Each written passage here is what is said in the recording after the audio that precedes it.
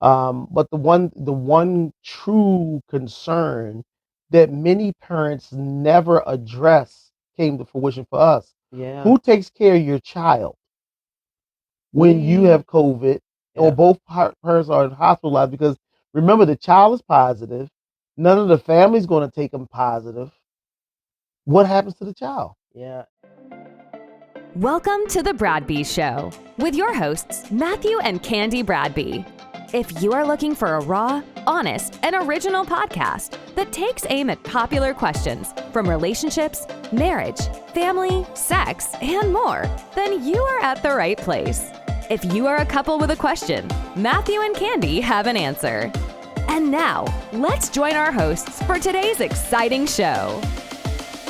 Welcome to the Bradbys Show. I'm Matthew. And I'm Candy. And we're the Bradbys. Each and every week, we bring you a show for couples, by couples, dealing with topics from relationships, marriage, sex, family, just pretty much anything in life that a couple would have to go through. And if you're looking at us via YouTube or a video medium, do us a favor. Hit the subscribe button, hit the bell icon so you'll never miss another episode. And as always, Leave a comment. that's right. Leave a comment because we love interacting with our followers and our supporters. And you guys have come up with some phenomenal show ideas. And we want to incorporate them, but we can't get better unless we have your feedback. Well, we're on another week, sweetie, and it's awesome. It's been awesome. And looking at the news, there's a new variant of COVID-19, and many people are kind of hesitant. I'm not going to say scared, but they reached out in a lot of comments. We had like maybe 4 or 5 people asked us about COVID. What do we think? Are we heading into another lockdown and stuff? And I thought this would be a great opportunity to share our experience of, Our COVID story. yeah, it was not a story. I call it our COVID-19 2020 nightmare, because everything pretty much started um, in the early portions of COVID being revealed to the United States. And we were looking at the banter back and forth with the news people about where it started, China, how it did. And it really affected our lives in many ways. I mean, because I was one early on, was like, a little hesitant, didn't really believe it. I knew it existed, but I thought maybe the media were blowing it up Yeah. a lot more than it was because I was still working and life was still progressing. And I didn't see a reason for us to really take it as serious as it was until it started progressing. In February, when our grandbaby was born, we were allowed to go to Delaware and witness that, and then come back and deal with our different health issues within the family. COVID was really far from our mind. True. And, True. and I was going to the dealership every day, and it seemed like every day things were happening to the point where we wind up getting shut down. And we can pick it up from there. I remember seeing a friend in ministry, he passed from COVID.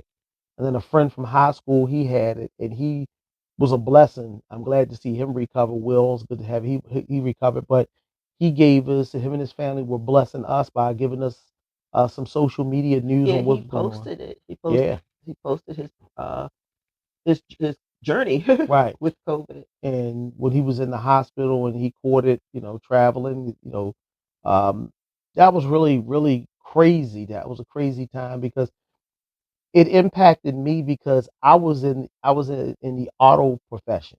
Hmm. I was a sales manager, and we still had the dealership open, and it was getting bad.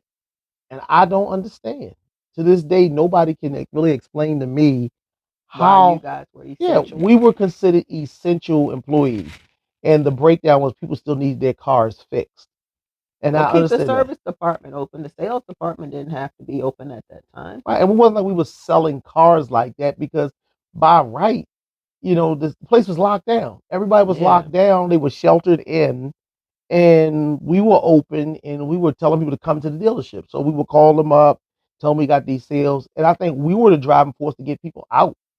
But most of our clients came from out of state, like Pennsylvania, New York, Georgia, uh, all those places that were locked down. Like New York was like in bad shape at that time in 2020. Very bad shape. And I remember the lady, if I remember correctly, the lady, when you called me talking about this lady was in their cough. I think she But was this is from New before that. I Jersey. mean, no, before we even get to that point, I'm talking about the beginning stages when I was at the other Oh dealership. yeah, there was a lot of people. You told me every people were coming from out of state because Right. their states were shut down. Right. And then by the time I left that job, went to another one that had a COVID scare, and I was home because again with unemployment, I couldn't get unemployment because I went to the doctors and she said I had severe bronchitis and some stuff like that. Mm-hmm. And I was deemed high risk. Remember, she said I was high risk, and she said it would behoove me to shelter in place because uh, I was high risk with bronchitis and stuff like that. And I told, and there was no vaccination. Not at that time. Right. So we sat home. I applied for unemployment. That never came through. So I had to take a lesser role, had to go back to an old job as a salesperson. And it was that day, September 19th. While in the dealership, I wasn't back to that job, what, more than 2 or 3 weeks? Wasn't more than 2 or 3 weeks I had returned to that job. About 3 weeks. About 3 weeks. About 3 weeks. Right. That I called you because we had a customer from Georgia. She was from Georgia. I just remember you talking about this woman was coughing Mhm. and she didn't look well and she didn't need to be in the dealership. No one was telling her to leave. And you really felt like everybody was going to get sick. Right. And you had the mask, you had Right. the face shield, the mask, the gloves, you wore at work and everything. And you still got sick. But remember, the media was putting out there, and even the doctors and everything said it wasn't airborne. And I said, it had to be a lot. It had to be, because they was about, it's just on surfaces, just on surfaces. I knew it was airborne when that bus driver did that video where he was fussing about the woman that was coughing behind him and he died 2 days later. Right. He said the woman stood behind him on that bus, just a coughing, hacking and coughing. And 2 days later, he was in the hospital and died. Right. I mean, I always said a virus like that had to be airborne for it to be that contagious. Yeah. It wasn't just on material. We had people going out wearing gloves. We had people, with hand sanitizer, and people were coughing. And I said, anytime that someone can cough, that virus is on the spittle, it's traveling, people were sneezing. So we knew it was bigger than what the news people had reported. And we had pretty much had in our household put plans together. Like, I would come in, I would decontaminate, take all my clothes off, take a shower, Yep. I wash real sprayed good everything down with with Lysol. Lysol. Your clothes went into a trash bag, which I Mhm. brought downstairs and went right into the washing machine to get washed. It worked for us for months. It worked. The process worked for us until you came home sick. Yeah, I mean, That day you came home sick, we did the same. We did like we always done, but because you weren't showing it, you weren't sneezing or coughing or anything. Like, you just didn't feel well. You were really tired, and I remember that day you were just real tired, and you just didn't feel right, and you took a shower, and I don't even think you ate dinner that night. No. You went and laid down, which I'm like, that was really unusual for you. Right. But I was just feeling this exhausted. I thought it was more mental because of dealing with that whole situation the that's whole what day. I was thinking. And selling cars and coming home, and you just tired. Our work week is tiring. So I laid down that Saturday, went to bed, and I woke up the next morning. You said you and Dylan was We had a low grade slight, temperature, low grade. and we had a headache. Mm-hmm. But I popped Tylenol, gave him some Tylenol, and we were back to normal. Right. But with me, then that Monday came where I was feeling a little sore and achy. So And Sunday you were really achy because you barely got out of bed Sunday. right. And then I came into the living room, and I remember that Monday. You had fixed turkey wraps. Yeah. And I told you to make sure you put enough mustard on this turkey wrap because I wanted to taste mustard. And then when you brought it in, and I bit into it and I didn't taste mustard. I started fussing at you. Fussing at me. In fact, I didn't put anything on you. I said, I'm like, "Man, all these years I've been making you something to eat. I'm not gonna leave out the mustard. Nah, she ain't put no mustard on my sandwich. And then I he opened it up and he saw all that yellow on it. And I said, wait a minute. And I bit it again. Remember I said, he's like, you don't taste anything. And that I That's when ran. your alarm went off. My goodness, my alarm went off, and I went and grabbed the Vicks vapor rub and put it under your nose. And when you said you couldn't smell it, it was just reality. Just pretty much slapped me in the face because I truly believe I was in denial. Mm-hmm. Because my mom kept telling me she think we might have COVID. She think we might have COVID. We need to get checked. But I kept saying, "Oh no, it's just allergies. We're not running a high fever." Now, it wasn't just checking because we had to go into a drive-thru. At this time, you had to go through Yeah, schedule appointment to get checked out. yeah. And I was like, we weren't running at the time. I thought you had to have a high fever. Mm-hmm. I thought you had to really be really, really, really sick to have COVID. Right. And I'm like, oh no, none of us is like that right now. Right. But when you lost your sense of taste and smell, it just it hit me like, Mm-hmm. wow, we got COVID. Yep. And then after that, it's just settling, letting family members know we had COVID. But the one true concern that many parents never address came to fruition for us. Yeah. Who takes care of your child when you have COVID or Yeah. both parents are hospitalized? Because remember, the child is positive. None of the family's going to take them positive. What happens to the child? Yeah, and we were blessed to have the little boy that we have Right. because he Was able to take care of himself. take care of himself pretty much until you were even going to school, which I'm still quite shocked on. He's about virtual. He was at Virtual school, because I even text, because once I was in the hospital. And we don't want to go faster than that because people have to understand Okay, the whole progression. process. Okay. So this is September 19th, going to 2021. I had requested to get my testing, Yeah, and I went and got tested at what, CVS? yeah, and I went to CVS down in the city. And then you got, and then yeah, because that's the only place we Right. could schedule yours. And then when we came back with positive, notifying your job and everything, and and then going forward, it was like day 6 or 7 when it started taking a turn for the worse for Day you. 7. Day 7 for you. Now remember, day 7 was no thrill for me neither because I was still achy and exhausted. You were worse. You were worse off than I was. Yeah, I was worse off. Day 7, I was just really tired. I just had a lot of.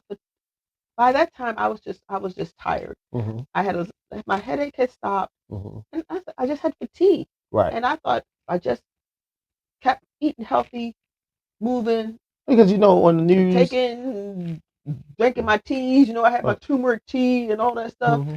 I was doing all that. I'll be okay. Right. And it was just I did have a cough. I did develop a cough. Mm-hmm. And that was the only things I had, was that cough and just the fatigue. But I went to sleep. Mm-hmm. After a Zoom call I had for my mom's birthday with my brother and sister, and I remember going to sleep about 12 noon. Uh-huh. And I said, I'm just going to lay down for a little bit. Mm-hmm. And our buddy Dice called us, and I'm trying to figure out, why is Dice calling me, waking me up? And then I realized, goodness, it's 11 o'clock at night. I've been asleep all this time, which is very unusual for me. I don't sleep that much like that during the day, right? Which was very, very unusual. So I remember yelling out, calling out to you, that Dice called me. And then you were telling me that I would get up, take a shower, and that's when I know I couldn't move. Because I was laying on the sofa at that time. Because, you had laid down, but I was trying to muster up enough energy. Because, people don't realize when you're suffering from COVID, you have to almost will yourself to move because your body doesn't respond. Your body does not want to move. It doesn't. And, and then walking from my bedroom to my living room, and we're on a one level place. And it was about maybe 20 steps at max. At max. But it took me, it made me, I was exhausted, sweating profusely. And then when I went and told you, you need to get up and take a shower, and you couldn't go, and you said you want to go to the hospital. Yeah. Well, you said you need to go to the hospital if you can't get up. And then I'm like, I tried to get, I was like, I can't. And it was a little unnerving. Right. And then we finally got you up. We had to get the little one up to put him in the car. Yeah. And just because I was not even 35%. So I had to help you get into the car, which was like marching across from East Baltimore to West Baltimore. I was winded, I was exhausted, I was dizzy, I was tired, and now I have to get behind the wheel of a car to drive you. And people said, "Why don't you call the ambulance?" The ambulance will tell you you need to go in. They wasn't trying to come out, and it was taking forever to come out. So when I got you to the hospital, they said, "When you get here, call us. Wait in the parking lot." And I was expecting them to come out with a wheelchair, dressed in their hazmat suits, and take you in. But they told me, "No, you have to come in, get a chair, and come out and take you." And I'm like, so me being COVID positive, had to go into a hospital, grab a wheelchair, go back out the turnstiles, put you in it, wheel you in, and leave you. Pretty much. It took me about 20 minutes just to do that. Pretty much. And then to push you and to walk and be as sick as I was and leave you in the turnstile at the hospital after hearing all those horror stories about people went in and they never could see their loved ones again and stuff. That was that was traumatic for me to even have to do that. And it's funny, I was feeling so bad by that point. It it I don't know. I just didn't think about that. Because with me and Dylan was concerned that you was at the hospital because the news stayed on. It was about people going to the hospital. Now, I remember when it first said, you remember he thought I had COVID that one time. Oh my and God. He went to the kitchen. What did he do? No, he thought he had COVID. Oh yeah. Because his stomach was bothering him. Right. He thought he had COVID. And I go in the kitchen and he's on the floor praying. I mean, on the floor. On the floor praying. Hard. Because he thought he was going to die of COVID. Yeah. But then when we all came up positive, he got very upset and we had to calm him down. And like I said, we'll be okay. I said, we tough, we're a strong family. We didn't fight hard to get you back for us to die of COVID. It wasn't going to happen. I wasn't going to allow that to happen. I was like, we're going to be okay. We're going to be just fine. And he's like, okay, mommy, I believe you. And then mentally, it wore me out. Number one, to drive up to the hospital. And number two, to know that I was the one that infected my family. You guys were sheltered in place. When you had to go out, you was like locked in like Iron Man. And for me to bring that home to my family, really, it took its toll mentally on me. It really did. There was guilt. There was anguish. There was so much. I never blamed you. No, I mean, I started thinking, well, was there any other way I could have did? I could have stayed at a different location? Should I have came home after that event? It was a lot. It wasn't places you really could go. It wasn't like we had the fun. Even with working every day, I wasn't making the money that, we was making enough money to get by.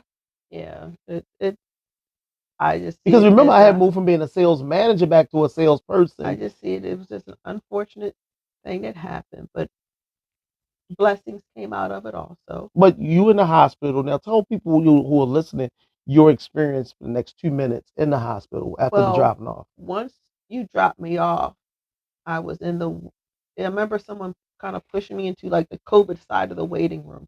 They had like a plastic sheet. So you had the healthy side and the COVID side, and I was on the COVID side. That sounds like goofy though. It does sound weird. And I remember I started feeling really nauseous and lightheaded.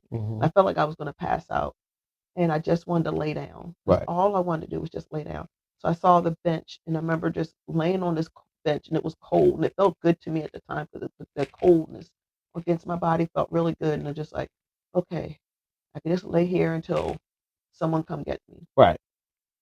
I don't think I was there very long, to be honest with you. And then I remember them calling my name, and I remember trying to raise my arm, and my arm wouldn't raise, and I just yelled here, and it came over, and it got me in the back. And then when they saw how low my blood oxygen was, and that's when things started moving really, really fast. Well, okay. They started moving me they got me into a room really fast, started hooking me up to things and asking me about medical history and all that other stuff. And it was funny because the doctors, 3 different doctors came up and told me I'm lucky I was on the blood thinner that I was on. And I never was like, why did you tell me I'm lucky on that? I'm on that blood thinner. Right. And why would I was on a blood thinner for my AFib, for my heart. And I was like, why they kept telling me I was lucky on the blood thinner? And then once I think the second day I was in the room, the doctor came in and said that to me. And I was like, why? I keep hearing this. Why? he said COVID thickens your blood Uh-huh. and that's what causes blood clots. Mm-hmm. And that's what caused people to get put on the ventilators. Right. And I was like, oh, Mm-hmm. so Mm-hmm. if I wasn't On those on blood that blood thinners. thinner, I would have been put on a ventilator, Right. pretty much. Right.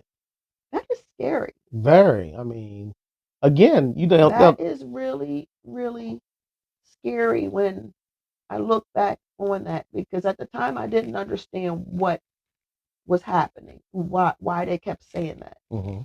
But then when they finally explained it to me, I was like, wow, Wow. Right. Right. okay. And then I found out that I qualified to be on this experimental medication called remdesivir Mm-hmm. that they were using the same stuff they gave the president. Mm-hmm. Yeah. It's funny. I woke up. That's when I woke up the next morning looking at the television to the president having COVID, and I was like, wow. Mm-hmm. And then they gave me that and the steroid, and I was on that for 5 days, Mm-hmm. and I had to be off the oxygen for 24 hours for them to let me go home. Mm-hmm. And I was on and off the oxygen. They had little issues with the oxygen, but I ended up being off of it for 24 hours, Right. and then got my remdesivir, and Mm-hmm. I started feeling better about the third day. Okay. But I remember they wanted me to use this little porta potty thing next to a bed. They didn't want me walking. Well, I'm like, look, as long as God's going to allow me to get up and walk, I'm going to walk. Definitely. So I wasn't going to pee in no little pot. I want to get Right. up and use the toilet. Mm-hmm. But walking was very difficult. I had to think hard. Thank. Yeah, it's like, you know, I used to get up and just move. My body didn't respond like that. It Mm-hmm. was a delay, which was really weird. And I had to like think to move my legs. Mm-hmm. And that was scary knowing that this virus did something in my head with the connection from my brain to my legs where my legs did not work like they should. Mm-hmm. And that took several months Right. I to mean, get right. it wasn't just you because again, I think it has to do with the fatigue. I don't think it's like damaging, but like when I'm sitting in the car with Dylan in the back and having to get back into the house after taking the, I was sweating profusely because like I felt like I ran a marathon. So it took me 20 minutes to pump myself up to get out the car, and we like it's like almost like 2 o'clock in the morning then, and to get him into the house and to get him, he went to the bathroom and then went to the bed and just collapsed. I could not get past the vestibule area of our house, and I got into the living room. I just collapsed on the chair, took my coat off. I laid there for about 3 days.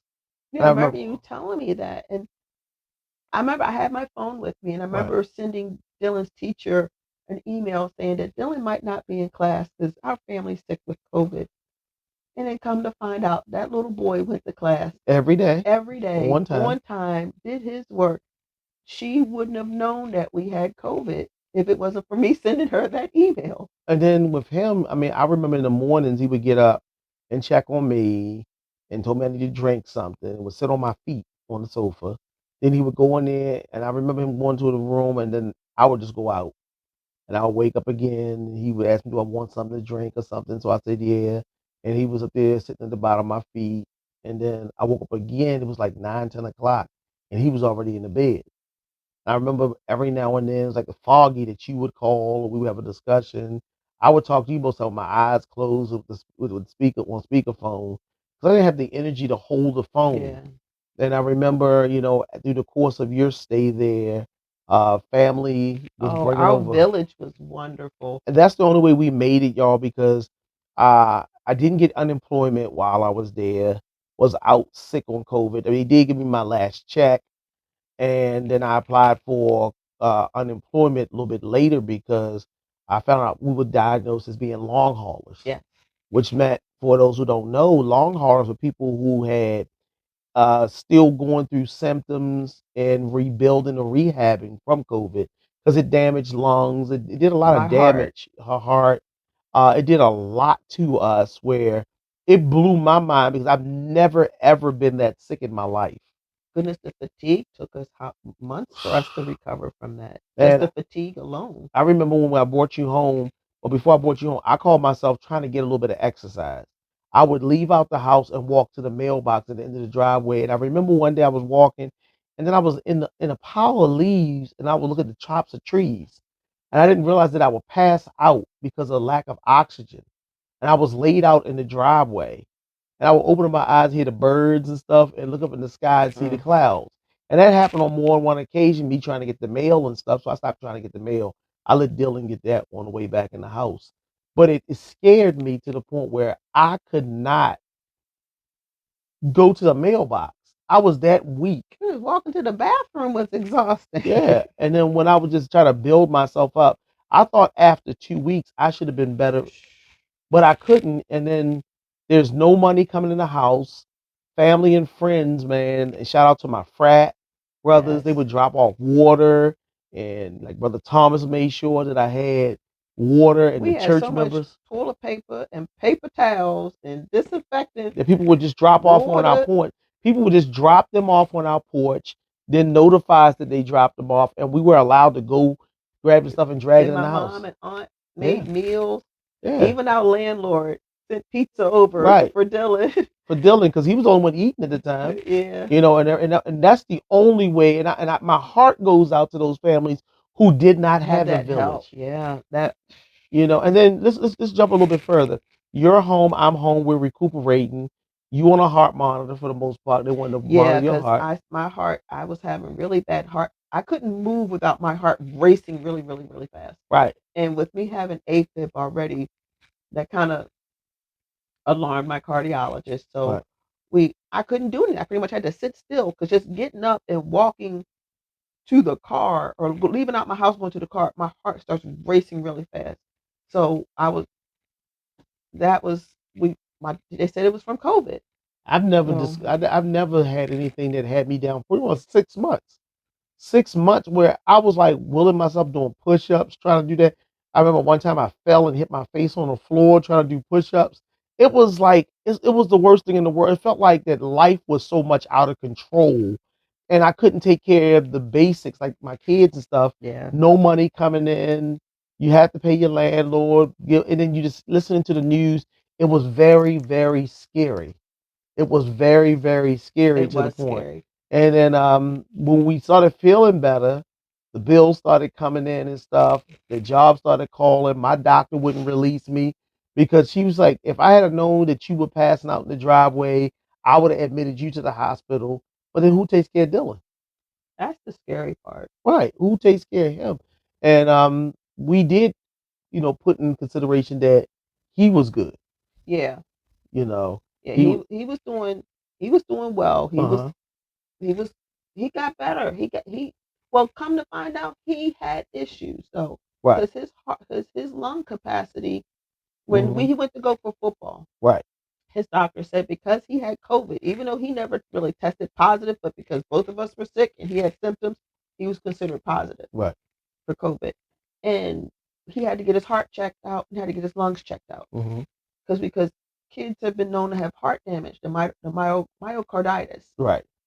Thankfully, he didn't have any heart issues. Right. But his lungs, we found out, were only operating at 80% capacity. Right. Right. And we didn't know how long his lungs were operating at that. But at the time, it's not like you could call, unless it was an emergency. Most of your video, it was video position. You could do in the video. Everything was through video until recently. Right. And then you really couldn't, like, okay, unless it was emergency, the hospitals were at capacity. Yeah. They weren't taking anybody. So those things got past us. But let's jump a little further. We are now coming out of COVID. You're out the hospital. We're dealing with the long hauler situation and then unemployment. Oh my goodness, that a whole nother nightmare. Also a whole nother nightmare because, you filing. I never received anything for the 11 months. You remember 11 months? Just might start receiving something this month. Right. It's almost, this is almost 2022 that I never received nothing throughout the whole thing. And my little side hustles and stuff like that kept us going. Those little side hustles the only thing we really received was what the governor gave us, that little bit of money. And then the stimulus checks, where people were spending their stimulus checks trying to buy cars and houses. What angered me was that people was at home who never had COVID, collecting $750, $800, $900 a week, and we had nothing. And I felt bad because I said, I worked all my life Never, and I was always doing A, B, C, D, and E to make sure my family. The minute I go to our government, that I felt like I was failed. I felt that you couldn't get through. It was just so. And Then I forced myself to go back to work again. Remember, and I was still a little. I faked it so I can get a new job because we had no money coming in for months.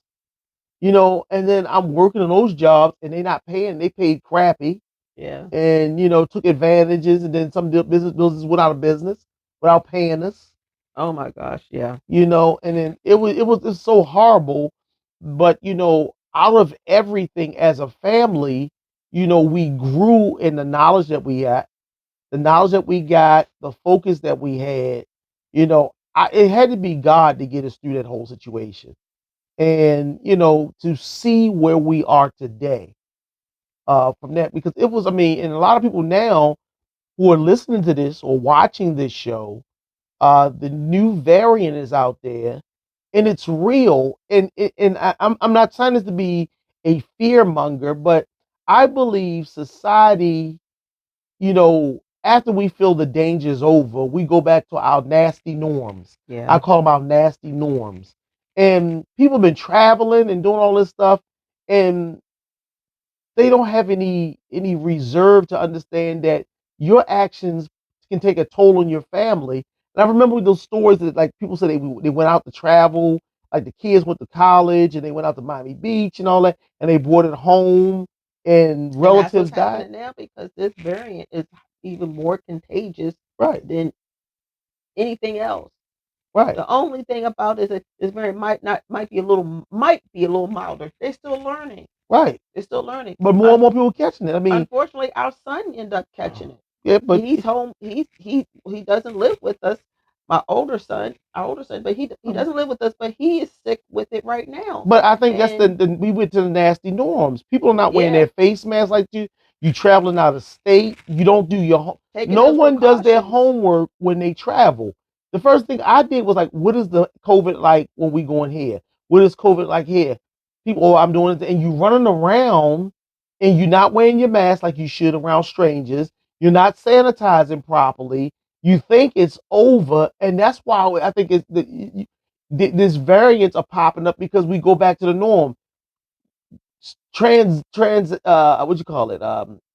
You getting it changes based on your habits. Yeah. And if you walk around with no mask on, and remember, and he's vaccinated. He's right, double vaccinated. But remember, being vaccinated doesn't stop the flu. Doesn't stop it.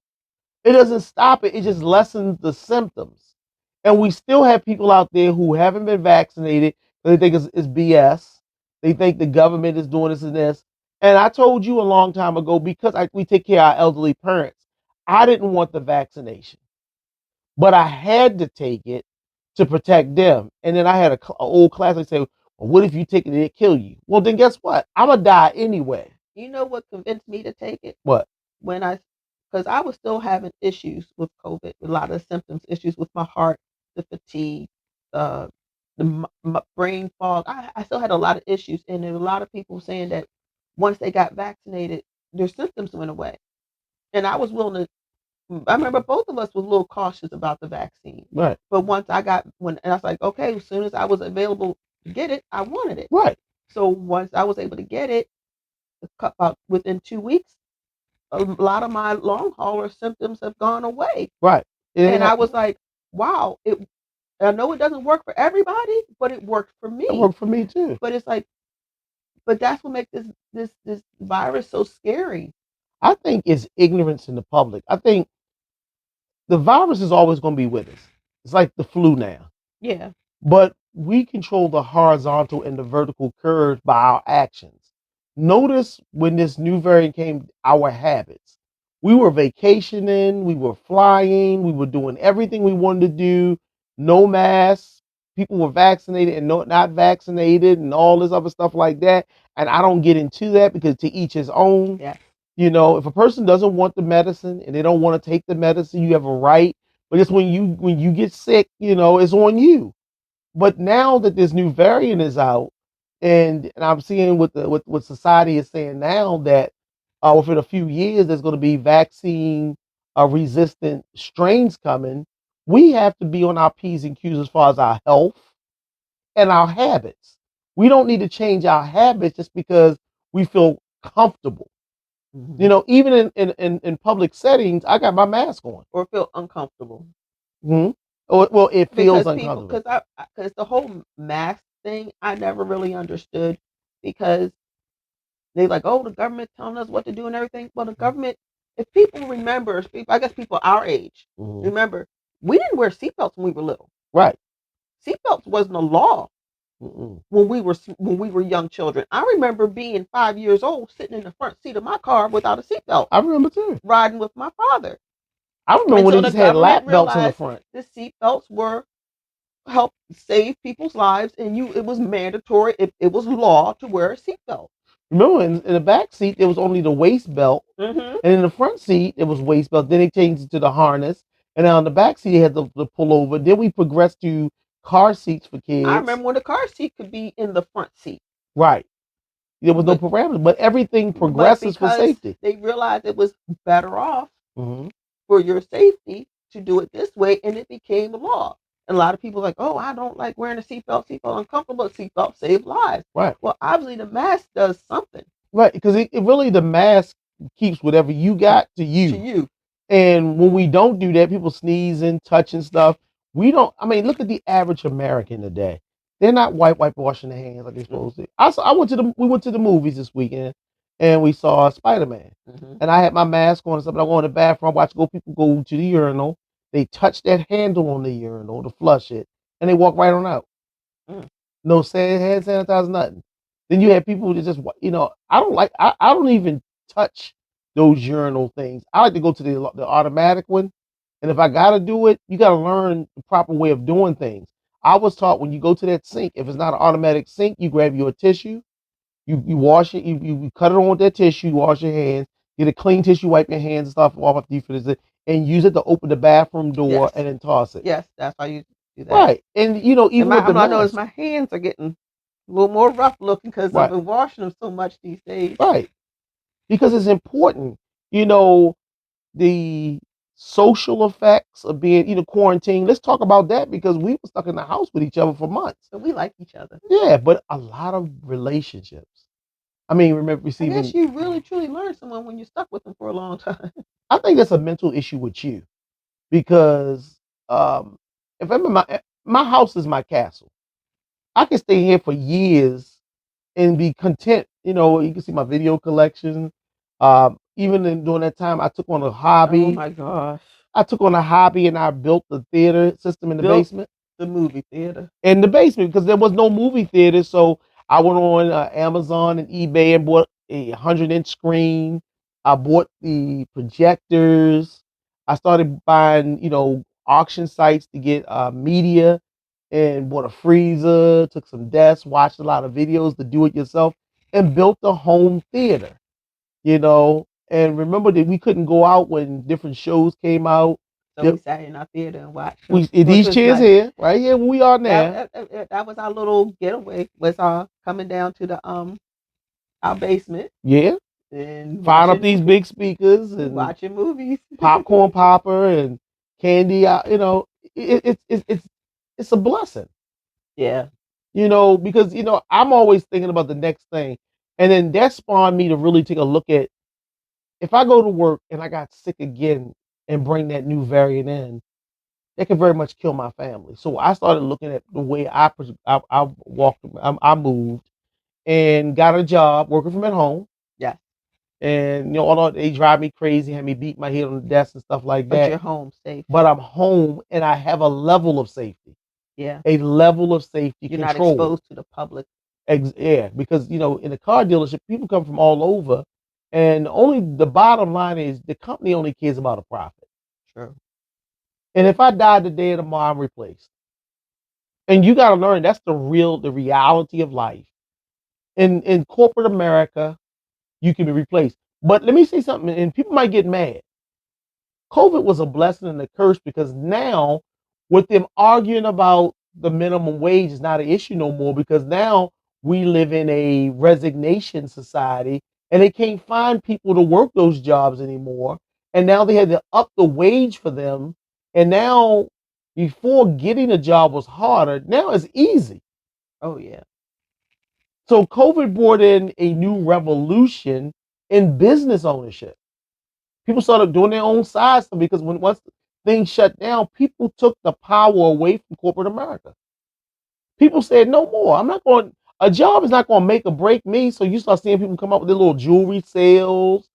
Everybody jumped on, even the realtors even took their little mobile stuff, and it just changed how life is. And it won't go back to the same, because now you still have, I saw it, IHOP, $22 an hour.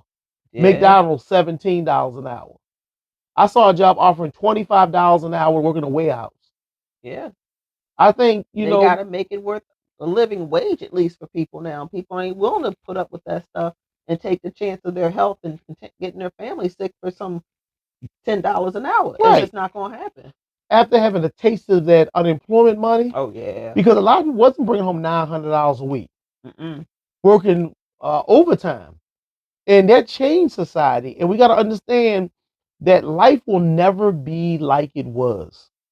COVID is here to stay. Well, it was made by, it don't matter how it got here. We got to learn to live with it and through it. And the first line of defense is self-education. Our disciplines, our habits. Don't do stuff just for you. COVID made us think you don't do everything for you. You're doing it for your loved ones. You took the vaccine to protect those sick and vulnerable in your family. I wanted to be able to see my family. Right. I wanted to be able to hug and kiss my family, and that wasn't going to happen unless I was vaccinated. Exactly. And I was willing to risk the vaccination versus me taking something and killing my family member. But think about like your mom. Right. She was sick at home. She was sick, and you weren't able to go see her. Right. Right. And you have to put a barrier of protection up for that. Yeah. If nothing else. Because you can't live selfish in a pandemic post or pre-pandemic society, because if you do, you can take some lives with you. And our young people got to learn that early and often, that your actions have repercussions. I've heard there was a story last Christmas. Mm-hmm. Unfortunate young man came home from college, went out partying. Yep. Came to the family gathering for Christmas. Yes. And got family members sick. And I think it was either his mother or father passed away. A couple of family members died. Yeah, a couple of family members had passed away and became very ill. He was asymptomatic, but he got other family members very, very ill because he chose to go out and party with a bunch of people and not take those precautions. They're still doing it. And I'm telling you, everybody, listen, if you have to travel out of town, when you come back, take a test in quarantine. To take the test and still go about your normal way doesn't do that, because you can get infected. You could be not positive when you take the test, but get contaminated after the test. If you travel out, quarantine yourself. Because now, because people don't realize, if I live with somebody and I catch it, I can destroy their holidays and their life. You play on people's livelihoods. This is quote unquote post pandemic, but your actions still have repercussions. And in a season of entitlement, people believe they're entitled to do whatever they want and can use any excuse for why they did it. To me, I don't even think it has to be with traveling. It's just you just out there knowing that you're out and about around people like that. You've got to take precautions. Well, if you're leaving your house, you're traveling somewhere. Yeah. You're around people. Like when we came back from Florida, one of my son's teammates, he went back to school one day, and because there's someone else in the classroom came down with COVID, he won't be back in school for the rest of the year. Right. Because of that, his school is his class is virtual for the rest of the school year. Right, because people don't understand. You got to look at the big picture. You got to start reevaluating homeschooling. Yeah. Until this thing can get some type of control, because just when you thought you were over the first, Then come something Delta. else is Then Delta. I called it Omarion. I keep saying Omarion. I know it's not Omarion. I got an icebox fan. Stop. I keep calling it Omarion too, but I can't. Omicron is Omicron or something like that. Omicron. Yeah, whatever. That sounds like It's Unicron. that sounds like Optimus Prime. Yeah, Transformer. Yeah, it's whatever it is, but I call it O. Oh, You know, yeah, but the bottom line is it's not the first one. I told you that in the beginning. Oh yeah. With this there's gonna be several mutations. I'm gonna tell you, and I don't want to be a conspiracy theorist, but if it was in a lab, it could be biological warfare. But this is the perfect disease. It's the perfect disease. It attacks the vulnerable, and it leaves you in a state where a couple of days you're weak, which means, it's a lot, but it's going to evolve. And our wisdom, our habits, our self-disciplines have to evolve with it. We can't be reckless because we're seeing it daily what happens. Yeah. Our city is suffering from crime. It's suffering from grime. And it's suffering from ignorance because people are living like it never happened. You still got people talking about there's no such thing as of it. You just take your vitamins. Or it's like the flu. Right. This is nothing like nothing like anything I've ever had in my life. I say that, and I'm not saying it to be smart, whatever. It's nothing like that. And if you got the full blunt of that, and that was the first version. I don't know what the second and third does to people. I heard Delta was worse. I don't know. But we have to take precautions for our loved ones. And then wrapping up our show now, going to be down to a few more minutes, maybe. People that was stuck at home, to me and you, I don't understand what that is because my home is my castle. And just laying on the sofa and talking and laughing and joking. We enjoy being together. And I said, we got movie night. Let's go down to the basement. And me, you, and Dilly came down there and we watched movies. And it was like going away. We escaped the hours at a time in our home theater. Yeah, we found things to do. Like Dylan did our sidewalk chalk where driveway's big enough where we drew pictures. Talking to our neighbor over the gate, standing outside talking over the gate, and getting to know your neighbors, social distance. We in our parking lot, and I'm yelling across. Everybody's in their parking pad talking. Yeah, just yelling over at each other. I hope this is an eye opener that even religion changed, and it's never going to be the same again with packed out churches. Yeah. We never reopened our church. We tried, but we never really reopened it, and it changed worship forever. We're learning more about civilization, living in a post-pandemic world, and learning that you have to have multiple streams of income. Oh, yes. You have to start saving that money. People just blowing on vacation. And then, there's a chance of death. So you got to have your life insurances in place.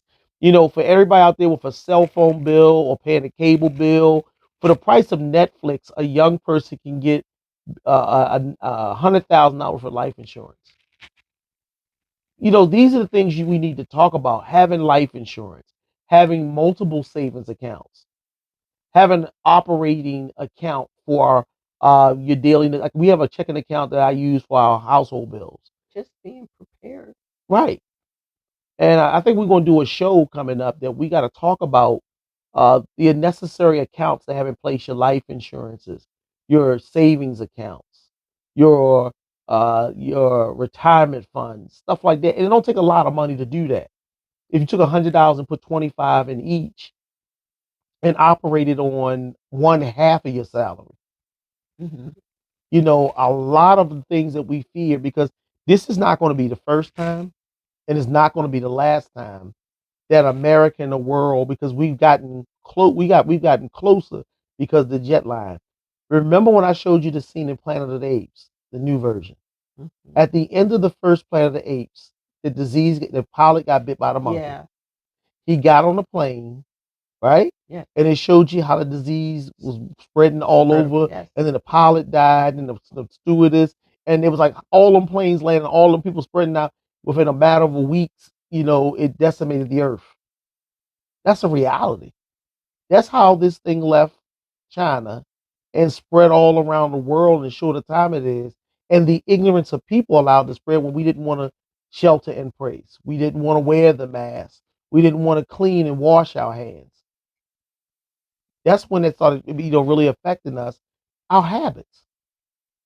In closing up, if you have some words of wisdom to share with the people after being through COVID, after having to be in a hospital, after having become a long hauler, after having suffered the financial uh, issues of it, what would you say to them right now? That's a good one. Think about it. What would you say to them going forward as a parent or a friend, a brother or sister? Have a plan. Okay. Have a plan. We were blessed with a village, Right. but now I know we need to have a plan set up for when something like that does happen. And it will happen. What's going to happen for Dylan? Right. What's going to happen with us? Mm-hmm. Who's going to take care of what? Who we can turn to? Right. That's the one thing about this happening. We know who we can turn to for help with our family. Mm-hmm. That we know that, okay, they'll bring us food, they'll do this for us, they'll do that for us. Mm-hmm. But you need to know, because when this hits, it hits fast And hard. and hits hard. And you can't be on your sick bed trying to make plans. Oh my gosh, no. You have to have access to your accounts. You got to have people in place to do some things. And if not, you screwed. Really? Yeah. And I'm just so thankful we had people who were able to take care of stuff for us. Remember when the biggest issue was quarantine? People was complaining about being stuck in the house. Man. And they cried about being stuck in the house. There had to be this entitled generation. I'm telling you, I'd rather be stuck in the house than stuck in the hospital. Because being in that hospital room and watching every time somebody came in my room, they had several layers of stuff on them, and they were just in there to do what they had to do and leave. I've had one nurse that she would talk to me for a little bit before she left out. That was very lonely. When you saw people came in, you hear them outside the room putting all their stuff on and gloves. They layered up before they came in the room with someone with COVID. And it wore out the medical people. Then people were working overtime. And shout out to our nurses and our doctors. Oh my gosh. Because they worked around the clock. You have to love that. You have to, that's a calling. And I was lucky when I was in the hospital. It was when the lowest amount of people were in the hospital. After you left, it spiked so high. It spiked up when I left out. It was the lowest amount of people in the hospital. I had a room to myself, but I could hear the other people in the other rooms coughing, trying to kind of breathe. It was scary hearing that all night long. Wow. And then I don't know. It was just I was really happy to be home and not have to be in that hospital. If I have some words of wisdom, I tell people like this: an ounce of prevention is worth a pound of cure. You have to grow up. Life is not about you and what you want to do. What you do today has an equal but opposite reaction is going to happen. If you blow your money running around here, just buying stuff and traveling and stuff, when you need it, it's not going to be there. I told this generation it's time to grow up and to mature. Tomorrow's not promised, and you can't live at the end of a gun. You have to live like I have a choice. I have options. When God opens up doors of resources like money and more money with your salary, if you was living at $10 an hour, live on 15 and put 5 away. You have to grow up because this is going to happen again. Oh yeah. And the government may not be there to bail you out. Those stimulus checks could have stimulated a business for you. That money that you got on unemployment, that people was just living it up. They were popping bottles and everything, buying crabs and all that. And I'm not knocking you going out there to enjoy your money, but make sure you have a savings account. Because I said this a long time ago. With all the money and all the traveling and all the stuff that people are doing, I don't want to see no text message or an inbox saying GoFundMe to bury Lucy Lou because she ain't got no life insurance. When I can go on her Facebook page and saw that she was in Vegas a couple of times. This is it. No, we owe it to ourselves to take care of ourselves. And when you're a young person, you can get life insurance a lot cheaper. Even at my age, my new life insurance policy is $70 a month. $70 a month. I don't mind paying that, knowing that my family is taken care of. But we have to grow past the selfishness and understand, if you decide to be, if you got to be locked down, grow up. Stop looking for the faults in your spouse. They were imperfect when you connected with them. They're going to stay imperfect. You don't connect with somebody to fix them. You get connected, like I told you. I knew your weaknesses. I know that. And I'm willing to carry them. You know my weaknesses. You choose to carry them. You can't, like, halfway through the game say, oh, I don't want to deal with this. Because you pick a person who they are right now, not for what you can change them to be. And that's where it all comes down to. Growing up, looking out for my community and my circle, loving them enough to be prepared to take care of them. That's what COVID did for us. Yeah. It opened our eyes that at any given time that we're not as in control as much as we think we are. Oh, yeah. And if you don't learn from the event, you're doomed to repeat it. You're doomed to repeat it. Well, friends, we out of time now. We want to thank everybody, lottie-dottie everybody, for joining us on this podcast. I know it's a little different, but I think this right here still falls within the parameters of what we want to talk about: family, relationships, because COVID is real. Yes, it is. And it's forcing us to look at our relationships different. It's hitting a lot of families, especially right now. It's hitting a lot of families. This new variant is. COVID itself is. And we got to learn how that this is a part of life, and we have to prepare ourselves for it. And we have to be prepared that love is not just the feeling I get when I want sex. Love is our actions, our reactions, and our aspirations. It's deeper than just, I love you. It's how I live my life to show the love that I am and the love that I have. Well, babe, we want to thank y'all so much. Don't forget to tune in next Monday for another powerful show. And if you like this show again, it'll be our last show of the year. It will be our last show of the year. And if you really like this show, please let somebody else hear it. Yeah. Don't just tell them about it. Send them the link, share it. We on all podcast platforms. We want you to also consider being a patron partner. We have that information available on our show. You can visit our site and become a patron. If it's nothing more than $1 a month, it helps us with the cost of creating these shows and for furthering our shows as far as putting on more platforms. So we are on all the major platforms, but we ask you to please share, please like, please continue to support us. And we promise to bring you some of the best raw topics and shows out there. Well, without further ado, we're going to sign off. I'm Matthew. I'm Candy. We're the Bradbys. We love you. Peace, blessings. And remember, together you can change the world. There's nothing more powerful than a made-up mind. And love does conquer all if you allow it to do so. Peace and blessings. Bye.